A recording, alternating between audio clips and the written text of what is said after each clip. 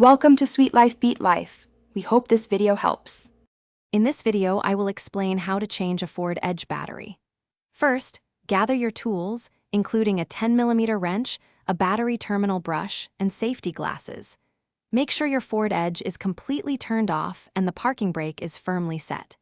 Safety is paramount, so always wear protective gloves and eye protection before you begin any work on the battery. Now, let's disconnect the old battery.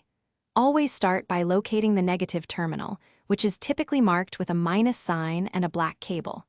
Use your wrench to loosen and remove this cable first. Then, move to the positive terminal, marked with a plus sign and a red cable, and disconnect it. Don't forget to remove any battery hold-down clamps before carefully lifting the old battery out of its tray. With the old battery removed, it's time to install the new one. First, take a moment to clean the battery tray and the terminal clamps thoroughly with a wire brush to ensure good contact. Carefully place the new battery into the tray, making sure it sits securely.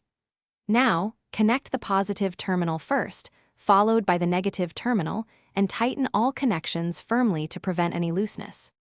Before you finish, double-check all your connections to ensure they are tight and secure. Give them a gentle tug to confirm. Now, start your Ford Edge to make sure the new battery is working perfectly and all systems are operational. Finally, remember to properly dispose of your old battery at a certified recycling center.